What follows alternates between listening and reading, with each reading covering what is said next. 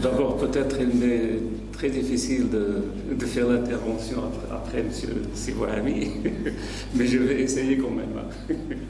Alors, ce que je veux vous présenter aujourd'hui, en fait, c'est les concepts du management de qualité et puis la place des Six Sigma dans ce concept-là. Et après, bien sûr, c'est quoi la relation avec les autres outils de l'excellence opérationnelle. Alors, en fait, je reprends le cycle de vie du produit tel qu'il a été présenté par monsieur le professeur Bouhami. Alors, normalement, lorsqu'on veut créer un produit, on doit s'orienter vers le client. Ça veut dire qu'on doit récolter les besoins clients.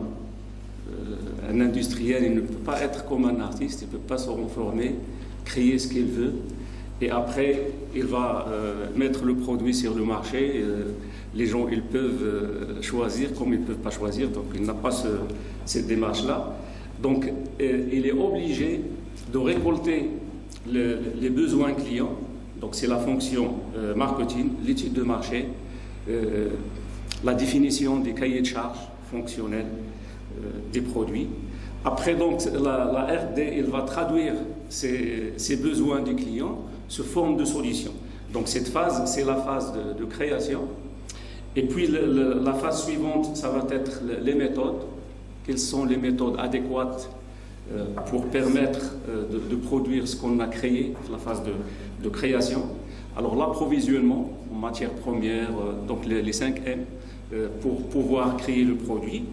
Puis, je passe à la phase réalisation proprement dite, c'est la fabrication, et puis le contrôle qualité, ça veut dire l'inspection et les essais.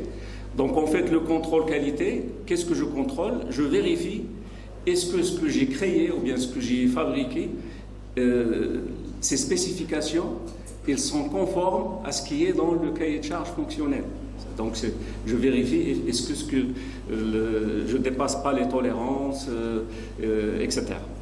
Alors bien sûr, après, c'est l'emballage, l'installation chez le client. Et ce n'est pas fini.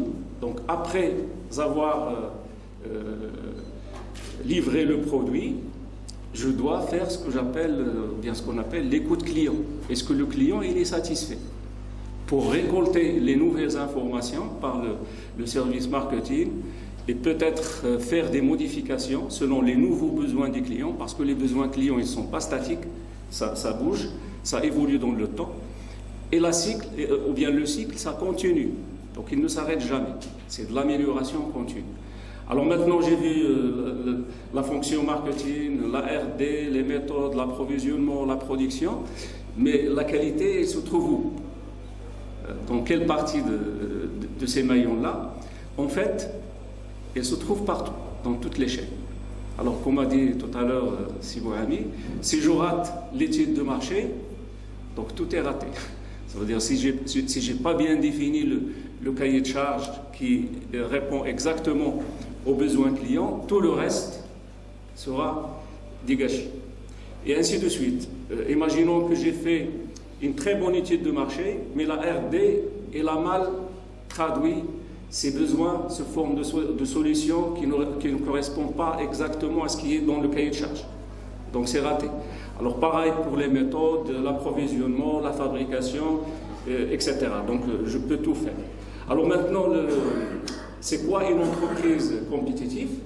C'est une entreprise qui revient tout à l'heure, je vais utiliser les mêmes mots, qui va faire ce cycle-là le plus vite possible, avec le coût de revient le plus faible et avec une qualité meilleure. C'est ça les 3 piliers de compétitivité.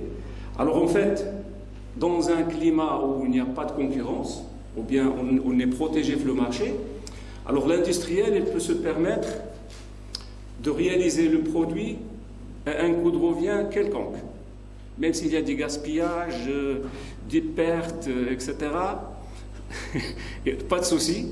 Donc il va ajouter le bénéfice qu'il veut, et bien sûr, c'est le client qui va payer il est obligé, puisqu'il n'a pas de concurrence. Mais dans un climat de concurrence, cette équation-là, qui est mathématiquement la même, j'ai seulement pris le coût de revient, je l'ai passé de l'autre côté. Alors le coût de vente, ou bien le prix de vente, pardon, donc c'est imposé par le marché. Donc je ne peux pas fabriquer, ou bien je ne peux pas vendre avec un prix qui est supérieur au marché, sinon personne ne va acheter. Donc je ne peux pas le permettre. Et par conséquent, si une entreprise il veut augmenter son bénéfice, il n'a pas de choix. Il est obligé de diminuer le coût de revient. Et lorsque je dis le coût de revient, donc ça englobe tout. Alors concernant la qualité, normalement les coûts de la non-qualité, ils sont divisés de cette façon-là. Alors il y a le coût d'obtention de la qualité, c'est le coût que je vais investir pour prévoir le défaut. Et puis il y a la non-qualité bien sûr. Alors ça c'est le coût de la non-qualité et le total c'est le coût de la qualité. Alors les coûts de la qualité ou bien des défaillances, il y a le coût de la prévention, les coûts de l'évaluation et puis les défaillances externes, ça veut dire les défauts après que j'ai livré au client mon produit. Alors lorsque j'analyse les coûts de ces défaillances, je constate, et c'est ça l'intérêt des Jidoka qui a été présenté tout à l'heure, ça veut dire lorsque je détecte, ou bien ce qu'on appelle la qualité à la source, lorsque je détecte le défaut d'une manière très précoce, le coût il est très faible. Par exemple, si je détecte un défaut au niveau de la prévention, ça va coûter une unité. Si je ne l'ai pas détecté et je l'ai détecté jusqu'à l'évaluation, ça veut dire jusqu'à ce que j'ai fait le contrôle et les essais, peut-être ça va être multiplié par 100. Donc c'est une approximation, mais ça peut être plus.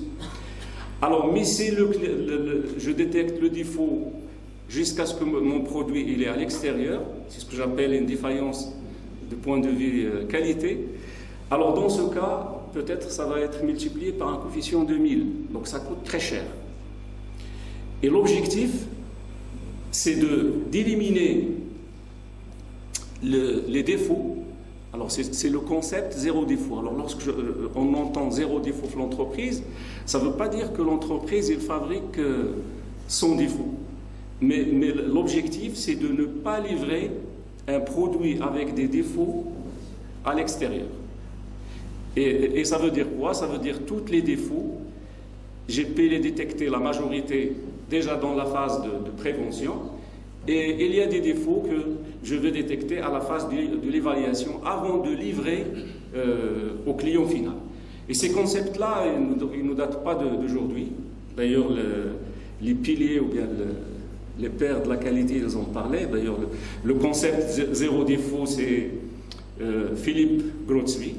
Donc, il a un livre Quality is free, ça veut dire la qualité c'est gratuit. Parce que si je détecte les défauts d'une manière très précoce, ça me coûte plus cher. Donc, si j'ai fait des investissements pour prévenir le défaut, ça me coûte moins cher que si je corrige le défaut après l'avoir fabriqué. Alors, si je vois ces trois fondateurs des concepts qualité et je veux résumer leur concept, je peux les résumer dans ces quatre dimensions. Alors la qualité, en fait, elle vise quatre choses. Alors il vise tout d'abord la conformité des produits. Ça veut dire je veux que le produit soit conforme aux spécifications, aux exigences, aux normes, etc. Et puis il y a un autre aspect, c'est l'uniformité. Et on va voir que l'approche Six Sigma, effectivement, c'est ça son objectif, c'est comment avoir un produit uniforme. Alors l'uniformité, ça veut dire que l'entreprise, il livre la même qualité. Donc c'est pas aujourd'hui j'ai un produit qui est de très bonne qualité et demain j'ai un produit de moindre qualité, parce que ça va nuire à la satisfaction du client. Et surtout le client, lorsqu'il achète un produit, par exemple j'achète une voiture, mon voisin il achète une autre voiture, il ne faut pas y avoir la même marque, donc on doit avoir la même qualité, le même comportement des produits. Et bien sûr il y a le côté managériel, ça veut dire la satisfaction du client interne et externe. Et on va détailler plus cette notion de client, parce que le client de l'entreprise, ce n'est pas uniquement le client acheteur final. Les opérateurs en interne aussi, ce sont des clients internes. Alors, et puis il y a l'axe humain, ou bien l'excellence, c'est la responsabilisation, l'implication du personnel et la motivation. Alors, si je lis les différents concepts définis par ces piliers de la qualité, en fait, je les résume dans ces 4 dimensions.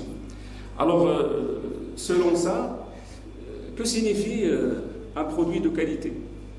Alors, on va vous dire c'est un produit qui va satisfaire le client. Mais c'est quel client? Est-ce que ça va satisfaire le client final, le consommateur? Alors, l'actionnaire aussi, c'est un client parce qu'il a déposé son argent dans l'entreprise, il veut gagner. Donc, peut-être un produit qui va dégager le maximum de bénéfices, pour lui, c'est un très bon produit. Alors, pour les opérateurs de production, un produit, par exemple, qui va satisfaire le client final, mais qui présente des risques pour l'opérateur au niveau interne. Donc, est-ce que c'est un très bon produit? Donc, en fait, c'est la démarche proposée par Youssef Kelada, ou bien Joseph Kelada. Le management de la qualité, c'est chercher l'équilibre pour satisfaire les clients internes et externes. Ça veut dire tous les partenaires, y compris les fournisseurs, les employés, les actionnaires et puis le client final, bien sûr. Alors, pour arriver à cette satisfaction, alors en fait, on a utilisé le concept qu'on a présenté tout à l'heure. On doit écouter le client, améliorer le produit pour rester en phase avec sa satisfaction. Et pour arriver à ce stade-là, bien sûr, on applique la démarche Kaizen, ou bien l'amélioration continue. Mais est-ce que c'est suffisant? Alors, j'ai pris l'exemple d'un producteur de charrettes au XVIIIe siècle. Alors, s'il applique uniquement ce concept, peut-être un client, il va lui dire « je veux une charrette plus puissante, peut-être une charrette plus confortable ». Donc, il va continuer à améliorer la charrette, mais elle restera toujours une charrette. Il ne va jamais passer au stade de la voiture. Alors, pour passer au stade de la voiture, l'entreprise, il ne va pas attendre à ce qu'un client va lui demander, au lieu de la charrette, je veux une voiture, puisqu'il n'a jamais vu de voiture. Donc, alors ce stade-là, c'est le re-engineering. Je viens d'apprendre qu'il est divisé en 2. En fait, c'est l'innovation. Ça veut dire c'est comment passer d'un produit existant à un produit totalement différent, mais qui remplit les mêmes fonctions, mais avec peut-être d'autres technologies, etc. Et bien sûr, après avoir fait l'invention, donc je continue les Kaizen. Donc l'autre invention, ça serait la voiture volante, comme ça a été défini tout à l'heure. Alors donc, l'entreprise, comment il pourra réaliser tout ceci? Est-ce que tout simplement en écoutant le client? C'est impossible. Donc il doit aussi écouter les concurrents. D'ailleurs, ça a été dit tout à l'heure, écouter les concurrents, et pas seulement, mais aussi faire la veille technologique. Ça veut dire être à jour par rapport à ce qui se passe au niveau industriel. Et pour illustrer ça, je donne un exemple qui est très connu. Alors, si je prends les constructeurs des téléphones, à une époque, Nokia avait tout le marché, avec les téléphones miniaturisés, etc.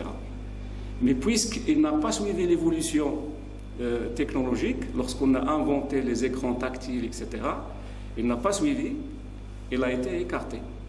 Donc, des marchés, ça veut dire qu'il a perdu tout la majorité, il n'a pas resté le premier sur le marché.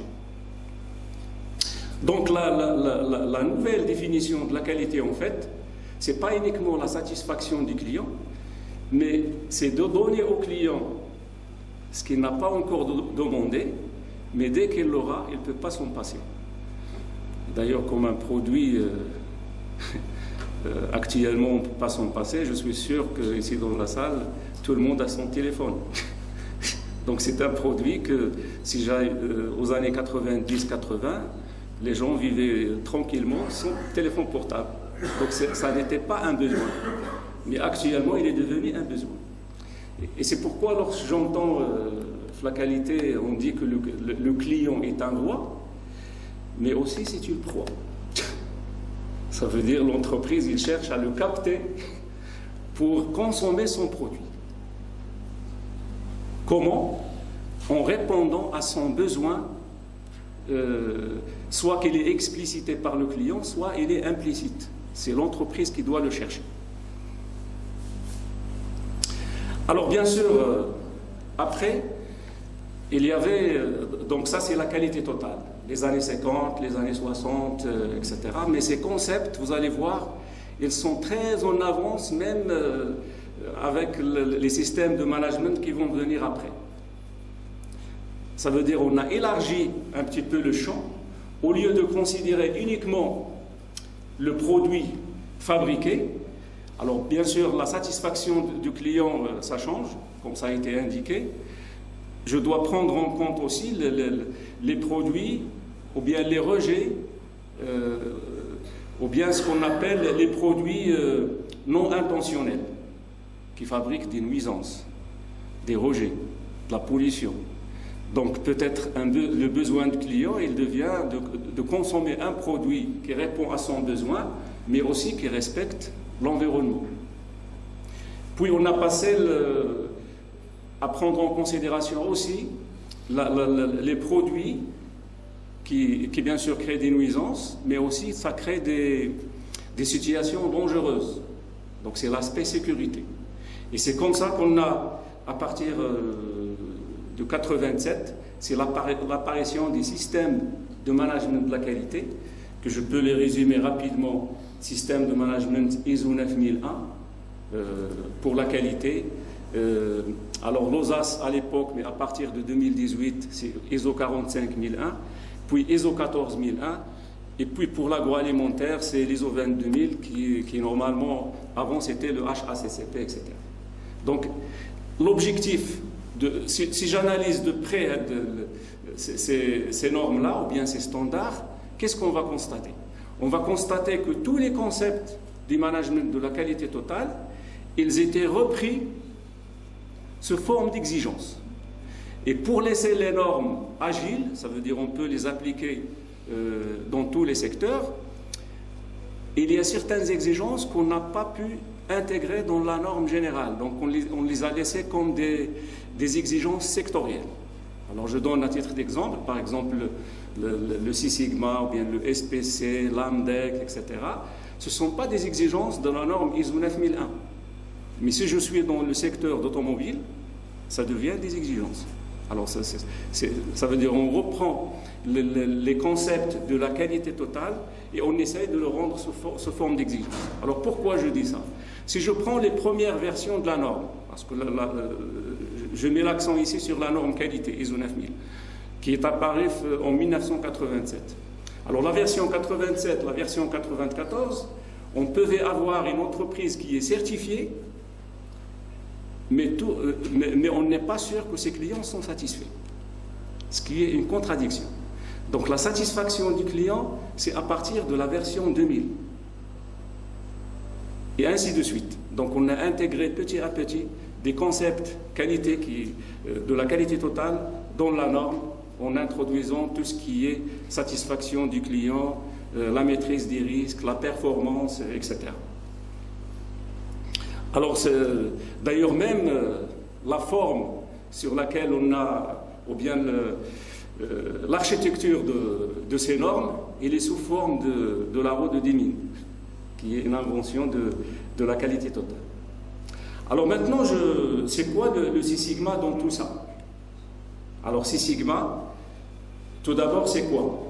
Donc c'est une méthode qui a été développée par Motorola en 1986, mais on va voir que l'origine, elle est plus loin que ça, parce qu'elle s'est basée sur les travaux de M. Stewart sur le SPC depuis 1920. Alors ce sigma, je peux la définir comme une méthode, mais pas une démarche. Donc une méthode pour maîtriser la variabilité, ou bien une métrique de la qualité, ou bien une organisation des compétences. Et on va voir ces trois aspects. Alors tout d'abord, une méthode pour maîtriser la variabilité. Alors pour maîtriser un produit qualité, il y a deux aspects. Il y a le côté détection de défauts, c'est le contrôle par échantillonnage après avoir fait la fabrication des produits, mais il y a la prévention des défauts, c'est le SPC, ça veut dire que je dois contrôler le processus et pas uniquement le produit.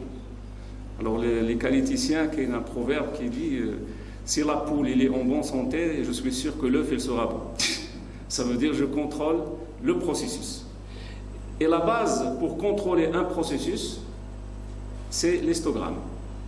C'est-à-dire c'est la variabilité. Et d'ailleurs, les travaux de monsieur Stewart. Alors Stewart, à titre d'information, c'est le professeur de monsieur Demine. Demine, c'est l'un des étudiants de monsieur Stewart. Alors, l'invention des cartes de contrôle, elle s'est basée sur un histogramme, parce qu'une carte de contrôle, c'est un histogramme, mais qui est tracé dans le temps, parce que ici, l'axe des X, il y a le temps. Par contre, si on voit uniquement un histogramme, on perd la notion du temps. Donc, on est intéressé de voir comment le processus évolue dans le temps. Alors, les réflexions de M. Stewart étaient les suivantes. Comment maîtriser un processus? Alors, pour maîtriser un processus, il y a deux aspects que je dois maîtriser. Alors, tout d'abord, je dois le localiser. C'est-à-dire que je dois localiser mon processus, il se trouve par rapport à quoi? Et une bonne localisation des processus, c'est lorsqu'il est bien localisé sur la cible du client. Ça veut dire que je produis exactement ce que demande le client. C'est ça sa localisation. Alors, statistiquement, pour localiser un processus, il a proposé soit la moyenne, soit la médiane, soit le mode. Alors, bien sûr, parmi les outils du management de la qualité, c'est l'utilisation des graphiques.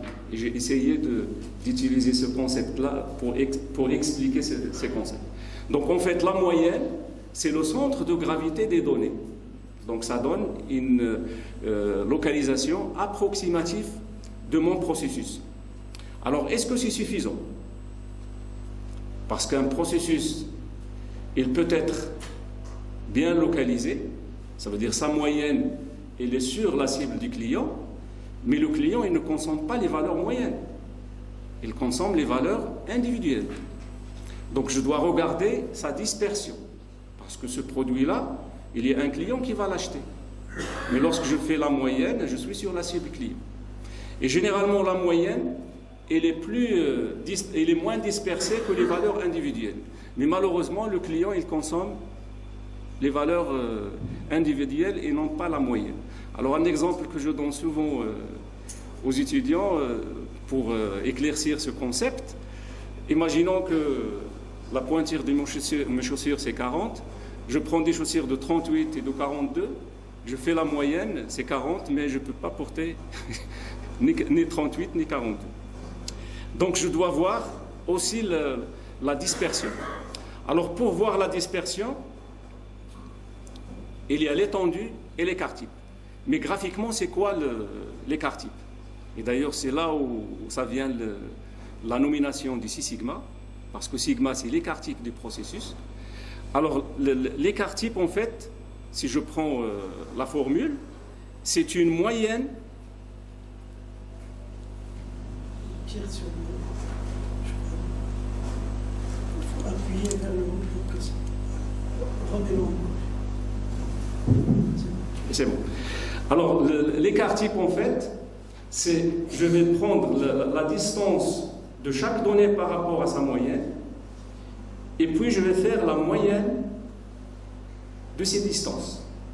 Donc, c'est la moyenne des différents points par rapport à leur propre moyenne. Alors, bien sûr, lorsque cet écart type il est très petit, ça veut dire que les données, elles sont très regroupées sur leur propre moyenne. Et c'est ça l'objectif. Et d'ailleurs, l'idéal, si j'arrive à avoir un écart type 0, ça veut dire que tous ces points rouges, ils vont être sur le point bleu, sur la moyenne. Je vais avoir uniquement un seul point, ce qui est impossible, vu la variabilité des processus. Et donc, après, on a utilisé les concepts de la loi normale. Ça veut dire, si je prends un rayon de 1 sigma, après avoir calculé l'écart type, alors les propriétés de la loi normale me disent que j'ai à peu près 68% des données qui se trouvent dans ce cercle-là, dans cet intervalle. Alors si je prends un intervalle plus large, 2 sigma, ça veut dire diamètre 4 sigma, c'est à peu près 95%. Et si je prends un intervalle de plus 3 sigma, moins 3 sigma, ça veut dire un diamètre de 6 sigma, donc c'est à peu près 99,73% des données qui se trouvent dans ce rayon, dans ce cercle-là. Alors 6 sigma, c'est ce qu'on appelle la capacité naturelle d'un processus. Et ça ne veut pas dire que le processus suit la méthode 6 sigma. Alors lorsque je travaille à plus ou moins 3 sigma, donc ça c'est 3 sigma, c'est le niveau 3 sigma. Alors par contre, l'approche 6 sigma, ça vise encore plus loin. Je vais prendre un cercle plus 6 sigma, moins 6 sigma. Ça veut dire j'ai un diamètre de 12 sigma. Alors lorsque j'ai un diamètre de 12 sigma et que le cercle obtenu peut s'introduire dans les tolérances clients, alors dans ce cas, je dis que mon processus, il suit l'approche 6 sigma. Alors, avec cette animation, j'explique un petit peu le concept. Alors ça, c'est mon processus qui n'était pas maîtrisé. La localisation, elle est mauvaise, la dispersion aussi. Alors, si je le compare avec les tolérances clients, donc tous les points qui sont à l'extérieur sont des défauts. Donc, mon objectif, c'est comment réduire le sigma pour que tous les produits soient à l'intérieur des tolérances clients. Alors bien sûr, si le rayon dans mon sigma, il a plus ou moins 3 sigma, je suis sûr que 99,73% sont à l'intérieur. Mais si je prends un sigma plus petit, de telle sorte que plus ou moins 6 sigma se trouvent à l'intérieur des tolérances clients, alors dans ce cas, je suis sûr que 99,9997% des produits sont à l'intérieur des tolérances clients. Ça veut dire que j'obtiens presque le zéro défaut. Et j'obtiens un processus sous cette forme. Ça veut dire centré ou bien localisé sur ce que demande le client, mais avec une dispersion qui est très faible. Ça veut dire que je suis sûr que ce que je produis, il est à l'intérieur des tolérances clients. Et bien sûr, parmi les outils qu'on utilise pour ceci, c'est les cartes de contrôle, des cartes pour suivre la localisation et des cartes pour suivre la dispersion. Alors la question qui se pose à l'ère du 4.0, est-ce que ces outils ils seront mieux utilisés ou pas? Parmi les critiques qu'on faisait pour la méthode SPC, c'est que les données, est-ce qu'ils sont fiables?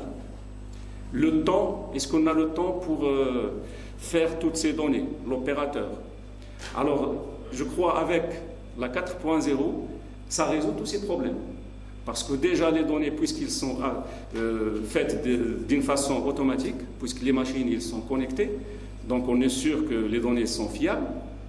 Et d'autre part, les données elles seront abondantes, parce qu'on peut régler même la périodicité pour prendre le cliché ou bien les données de mon processus.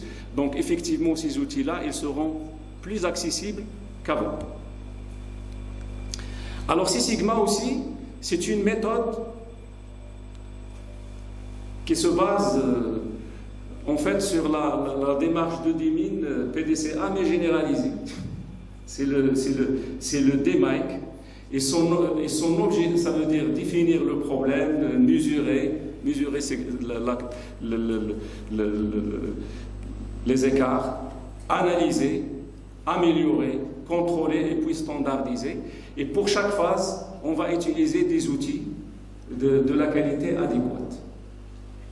Et l'objectif, bien sûr, c'est d'arriver à un processus avec une variation la plus faible possible. Et cette variation, on peut l'utiliser comme une métrique pour mesurer le niveau de qualité d'une entreprise. Donc, aussi, le Six Sigma, il peut être considéré comme une métrique de qualité. Alors, en effet,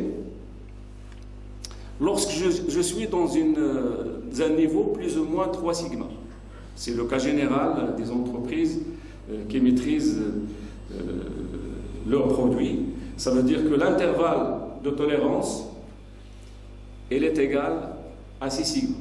Ça veut dire à la capacité naturelle des processus. Alors vous allez voir, ce n'est pas le niveau minimal requis. Je dois aller plus loin.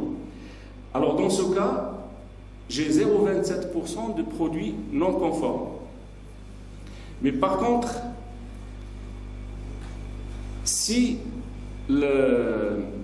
l'intervalle de tolérance sur 6 sigma est égal à 2, ça veut dire la capacité naturelle de mon processus, il est 2 fois plus petit que l'intervalle de tolérance. Alors dans ce cas, je peux dire que mon processus, il suit l'approche 6 sigma. C'est lorsque l'intervalle de tolérance client, il est 2 fois plus grand que la variabilité naturelle de mon processus. Alors c'est quoi l'effet?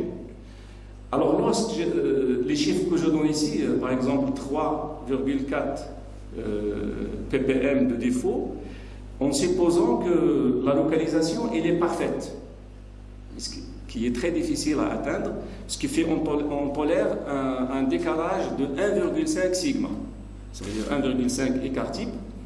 Et dans ce cas, je peux définir le niveau de qualité de mon processus en fonction du niveau de sigma. Par exemple, si j'ai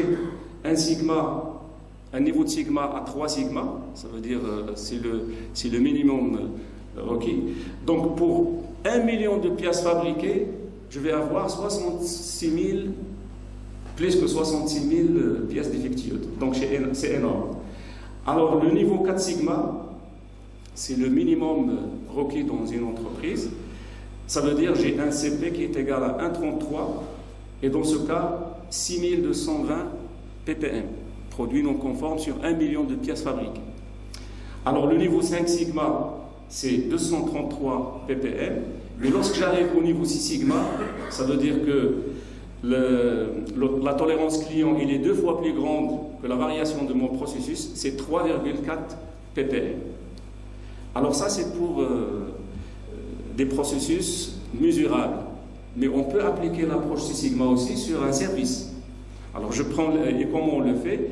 Alors je prends un exemple, ça aussi c'est en fait une explication de ce que je viens de dire. Alors pour l'exemple, je prends par exemple le service des achats d'une entreprise et je veux vérifier quel est le niveau de sigma de ce processus. Par exemple, la saisie des commandes. Alors, oui, je suis presque. Oui. Alors, la saisie des commandes, donc je vais prendre le nombre de commandes, par exemple, pendant une période donnée, par exemple 3722 commandes. Alors, je vais voir quels sont le nombre de commandes parfaites et je vais faire le rapport, le nombre de commandes parfaites sur le nombre total. Alors après, je vais faire la différence, 100% moins le pourcentage que j'ai obtenu ici. Et puis, dans ces commandes-là, combien de critères que je dois vérifier pour valider la commande. Par exemple, ici, je prends 18, donc je divise par le nombre de critères. Et puis, je vais supposer, lorsque je vais faire 1 million de commandes, combien de défauts je vais avoir. Donc, je vais multiplier par 10 à la puissance 6. Et puis, je vais obtenir le nombre de défauts dans 1 million de commandes faites. Et sur un ABAC, je peux lire le niveau de sigma. Par exemple, dans notre cas, c'est le niveau 4 sigma. Alors, pour éclaircir ça, la différence entre les différents niveaux de sigma d'une façon très vulgarisée, une entreprise au niveau de 2-3 sigma, il se contente uniquement de prendre les fruits qui sont par terre.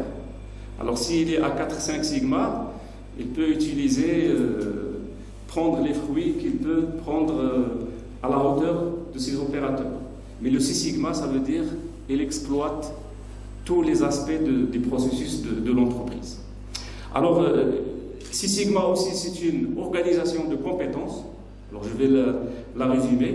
Alors, pour l'approche 6 sigma, on définit 3 niveaux de compétences. Il y a au niveau des opérationnels, ils sont formés pour mener des projets d'amélioration dans l'entreprise.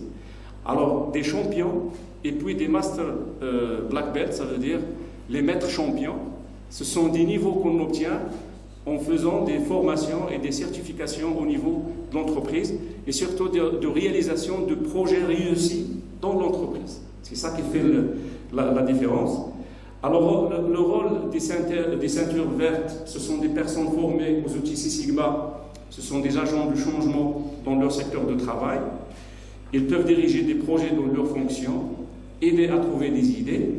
Alors, pour les ceintures noires, ce sont les facilitateurs qui supervisent la formation, les ressources humaines. Et pour les maîtres ceintures noires, on peut les considérer comme des experts en interne. Ça veut dire pour proposer. Et normalement, une chose qui est très, très importante, la philosophie de cette organisation de compétences, il se base sur la chose suivante. Ça veut dire qu'il y a des gens qui ont des connaissances, mais il y a aussi des gens qui ont de l'expérience pratique. Donc il faut les regrouper pour trouver la bonne méthode. Et en se basant bien sûr sur la roue de motivation, qui est comme suit. Pour toute compétence, on a besoin d'une reconnaissance qui dégage un plaisir. Alors le plaisir, c'est lui qui va donner l'énergie pour prendre d'autres compétences et ça continue. Alors bien sûr, dans l'entreprise, on ne peut pas réussir ça s'il n'y a pas de reconnaissance aux compétences, donc pas de plaisir, pas d'énergie et par conséquent, on ne peut pas appliquer ces concepts. Alors je vais finir avec l'impact des Six Sigma sur le résultat. Alors en fait, ça permet de réduire les dépenses. Ça rejoint ce que le Six Sigma, en fait, c'est un outil du Lean. Ça optimise l'utilisation des actifs et ça augmente la satisfaction et la fidélisation du client et par conséquent l'augmentation du chiffre d'affaires. Alors, j'ai ici pris de la littérature des exemples d'entreprises avec des chiffres en appliquant le Six Sigma, comment ils ont diminué le nombre de défauts et aussi les gains avec la source là où je pris ça. Donc on constate que l'application de ces concepts, tout d'abord la période et puis les gains obtenus.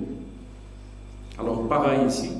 Alors juste pour finir avec une liaison avec ce que vient de dire Sibouami, en fait la définition classique du Lean, il a poussé les gens à comparer ou bien à intégrer le Lean avec le Sigma pour répondre à une question. Mais avec le Lean, la nouvelle définition ou bien le Lean généralisé, donc on n'aura pas besoin de faire ça. En fait, lorsque j'applique le Sigma, le Lean, donc je vais simplifier le processus, donc c'est mon processus. Alors, le Sigma, son objectif, c'est de réduire la variabilité, qui est aussi c'est un gaspillage, d'accord? Et par conséquent, le Six Sigma vise principalement à réduire la variation. Peut-on réduire la variation dans une situation chaotique? C'est une question que peut se poser, c'est impossible. Ou bien peut-on réduire la variation lorsqu'il y a beaucoup de gaspillage? C'est impossible. Ce qui fait qu'on est obligé de les appliquer dès le début. En fait, si j'applique le concept Lean Six Sigma uniquement, donc je peux avoir des processus qui sont de faible variation. Ici, c'est le Six Sigma sans Lean. J'aurai des des processus avec de faibles variations, mais qui n'est pas avec beaucoup d'activités sans valeur ajoutée. Par contre, ici, c'est le lean sans Six Sigma. Alors, bien sûr, le lean avec sa définition classique. Donc, je peux avoir un processus simplifié, mais il y a beaucoup de variabilité. Et en fait, lorsque j'intègre les deux, ça veut dire j'obtiens quelque chose d'optimal, mais avec une variabilité très faible. Et on parle aussi de la théorie de contrainte pour une bonne synchronisation de mon processus sur la demande client.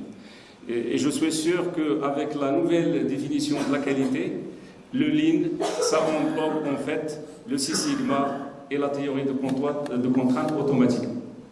Voilà, merci.